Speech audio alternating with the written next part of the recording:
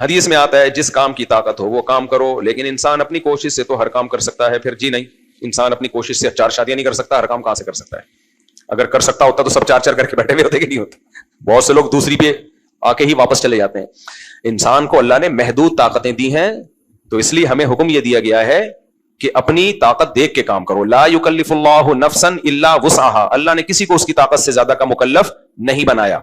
ہاں یہ ضرور ہے کہ اللہ نے جو احکام ہمیں دیے ہیں وہ ہماری طاقت کے دائرے میں آتے ہیں, اور جو نہیں آتے تھے ان میں اللہ نے خود ہی ہمیں اجازت دے دی. مثال کے طور پر اللہ نے کہا خنزیر حرام ہے, کہا نا اللہ نے, لیکن اللہ نے کہا بھوک سے مرنے لگو تو کھا لو, کیونکہ اللہ کو پتا تھا یہ طاقت سے باہر ہو گیا, بھوک سے مرنے لگ رہے ہو, اتنی زیادہ بھوک برداشت نہیں ہو سکتی انسان سے, تو خود اللہ نے اجازت دے دی. اللہ نے کہا زبان سے کبھی کلمہ کفر نہ نکالو, لیکن اگر کوئی بندوق سے آپ کو اڑانے کی دھمکی دے, قتل کر دے, تو جان بچانے کے لیے زبان سے کلمہ کفر نکالنے کی بھی اجازت دے دی, کیونکہ یہ طاقت سے زیادہ کی بات تھی. تو اللہ نے خود ہی اجازتیں دی ہوئی ہیں, اور ہمیں بھی کہا ہے کہ ہم اپنی طاقت سے زیادہ کوئی کام مت کریں. اس میں خاص طور پہ کمانا اپنی طاقت سے زیادہ.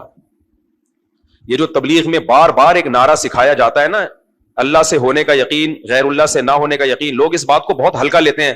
خدا کی قسم, ڈپریشن, اسٹریس اور دنیا میں جتنی دماغی بیماریاں ہیں نا, ان کا اس سے اچھا علاج دنیا میں کوئی نہیں ہے.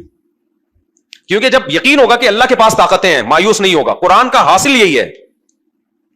میں نے کئی ہفتے درس دیا تھا نا, ان الانسان خلق ہلوعا اذا مسہ الشر جزوعا. جب مصیبت پہنچتی ہے اللہ کہتے ہیں انسان جو ہے بے صبرا ہو جاتا ہے, خوشیاں پہنچتی ہیں تو اترانے لگتا ہے, تکبر میں آ جاتا ہے. جب پتہ ہے کہ اللہ سے ہوتا ہے تو خوشی میں اترائے گا نہیں, اللہ کی بھیک دین سمجھے گا کہ اللہ نے کیا ہے. بھائی بھیک میں ملی بھی کسی چیز پہ انسان اتراتا ہے, اور جب کوئی غم آئے گا تو ڈپریشن میں نہیں جائے گا, بھائی یہ غم کس نے دیا ہے؟ اللہ نے دیا, تو دور بھی کر سکتا ہے وہ, اور ہماری فائدہ اس میں. اللہ ہم ظالم تھوڑی ہے جو ہمیں بلا وجہ پریشان کرے. تو یہ جملہ ہلکا نہیں ہے, سمجھ میں آ رہی ہے بات؟ یہ ہمارے ایمان کا حصہ ہے. تو ہاں ہمیں مکلف اسباب کا بنایا ہے کہ اسباب اختیار کرو, پھر اللہ پہ توکل کرو, اور اسباب میں کیا اپنی طاقت سے بڑھ کے کام نہ کرو. تو اسی میں ایک حکم یہ بھی ہے کہ طاقت سے بڑھ کے کمانے کی بھی کوشش نہ کرو. یہ جو گدھے بن کے کما رہے ہوتے ہیں نا صبح شام, نہ دن کی پرواہ نہ رات کی پرواہ, یہ اللہ پہ اعتماد اور توکل کے خلاف ہے. یہ اس کی علامت ہے, سمجھتے ہیں کہ میرے کمانے سے مجھے ملے گا. اگر ان کا یقین ہوتا کہ اللہ سے مل رہا ہے تو اتنی کوشش کرتے جتنی اللہ نے اجازت دی ہے.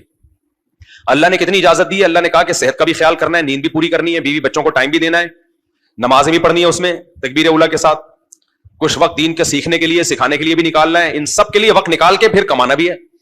اور گدھا کیا کرتا ہے؟ کوئی کام ہے اس کا کمانے کے علاوہ؟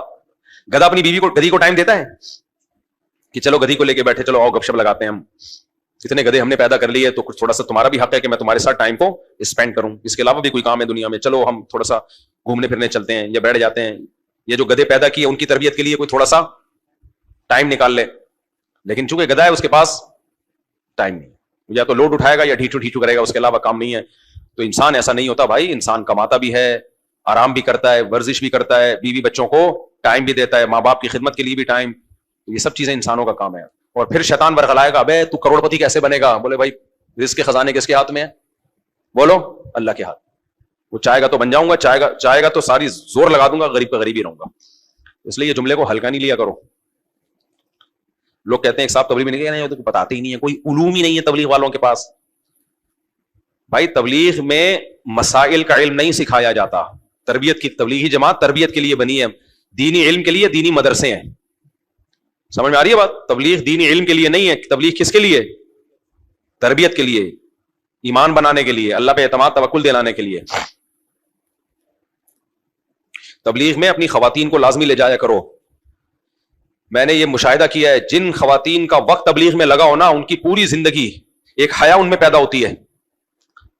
ذکر اذکار, معمولات کی پابندی. آج کل خواتین 24 گھنٹے ٹک ٹاک اور میک اپ اور بیوٹی پارلر کی ویڈیو, اس کے علاوہ کوئی کام, یعنی اور بھی کام ہے گھر میں, چائے بنانا, پراٹھے بنانا, میں نہ پٹ جاؤں گھر میں جا کے کہیں, بہت سارے کام ہیں فارغ وقت میں. اس کے علاوہ چلو اب صحیح بیلنس ہو گیا, فارغ وقت میں اس کے علاوہ کوئی کام نہیں ہے. تو تبلیغ میں وقت لگانے سے کیا ہوگا؟ فارغ وقت میں ان کو ذکر کی, تلاوت کی بھی توفیق ملے گی. وہ ماحول ایسا بن جاتا ہے وہاں جا کے. اس لیے تو بہت بہت زیادہ فائدہ ہے اس کا.